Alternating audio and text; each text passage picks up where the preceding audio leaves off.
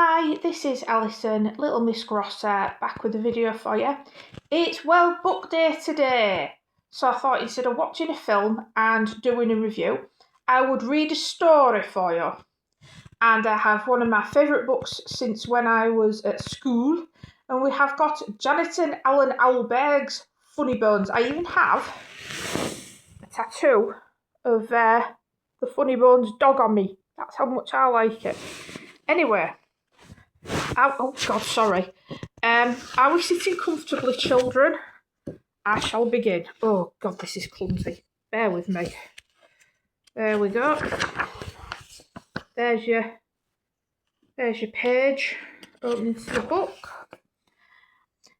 This is how the story begins.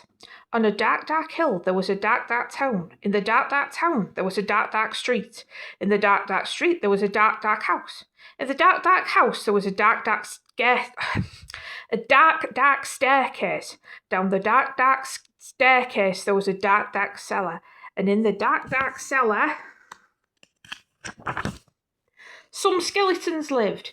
There was a big skeleton, a little skeleton, and a dog skeleton.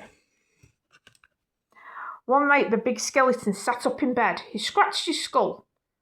Oh, the book's just fallen over. Excuse me. You're doing terribly well. What shall we do tonight, he said. Let's take the dog for a walk, said the little... This book is incessant. Said the little skeleton. I'm frightened somebody. Oh, fucking hell. I'm so sorry, everybody. I'm going to have to bend me book. And frightened somebody. Good idea, the big skeleton said. We got there eventually. So the big skeleton, the little skeleton, and the dog skeleton left the dark, dark cellar, climbed the dark, dark stairs, and stepped out into the dark, dark street. They walked past the houses and the shops. They walked past the zoo and the police station. They went into the park. The big skeleton scratched his skull. What shall we do now, he said. Play on the swing, said the little skeleton, and throw a stick for the dog. I'm frightened somebody.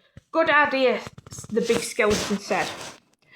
So the big skeleton, the little skeleton, and the dog skeleton walked around the dark, dark pond, past the dark, dark tennis courts, and up to the dark, dark swings.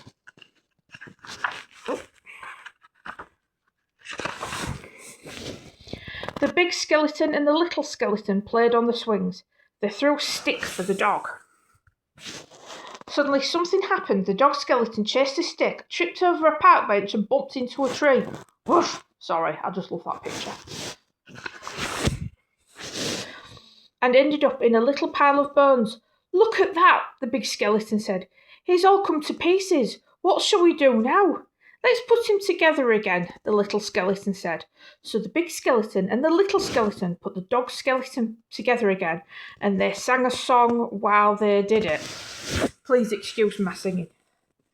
The toe bone's connected to the foot bone's connected to the leg bone's connected to the hip bone's connected to the backbone.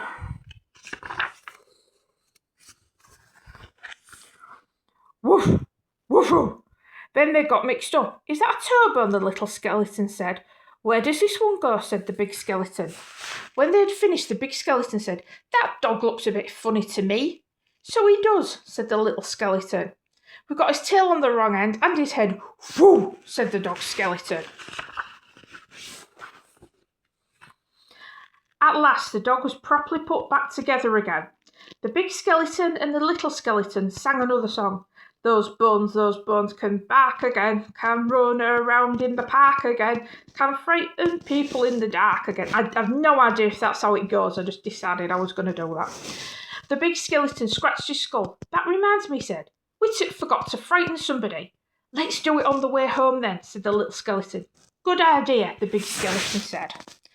So the big skeleton, the little skeleton, and the dog skeleton left the dark, dark swings, went out into the dark, dark town, and tried to frighten somebody. The trouble was, there wasn't anybody. Everybody was in bed. Even the policemen in the police station were in bed. Even the animals in the zoo. Of course, the skeleton animals were awake.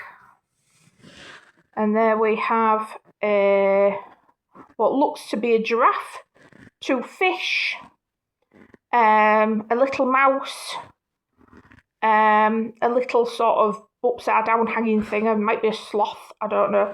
We've got a snake and we've got a pig that said oink.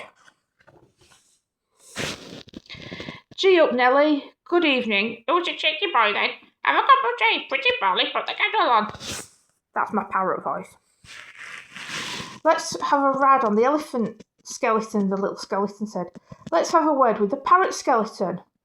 The big skeleton scratched his skull. Let's keep out of the way of the crocodile skeleton said. That dino skeleton used to scare the absolute big Jesus out of me when I was a kid, but it's sort of funny now. When they were back in the street and when they could not find anybody to frighten, the big skeleton said, what shall we do now? The little skeleton scratched his skull. Let's frighten each other, he said. That's better than nothing. Good idea, the big skeleton said. So after that, the big skeleton frightened the little skeleton. The little skeleton frightened the big skeleton. The big skeleton and the little skeleton frightened the dog skeleton, and the dog skeleton frightened them. Meow. Woof. Woo! Help! They hid round corners and frightened each other. They climbed up lampposts and frightened each other. They jumped out of dustbins and frightened each other. All the way home. And that is how the story ends. On a dark, dark hill, there was a dark, dark town. In the dark, dark town, there was a dark, dark street. In the dark, dark street, there was a dark, dark house. In the dark, dark house, there was a dark, dark staircase. Down the dark, dark staircase, I can never say that right, there was a dark, dark cellar. And in the dark, dark cellar, some skeletons lived. They still do. And that, boys and girls, is the end of the story. And just gratuitously, Ethel decided she wanted to make an appearance, so everybody say hello to Ethel. Say hello, Ethel. Hello, Ethel. And that's the end of the video. Speak to you soon. Bye.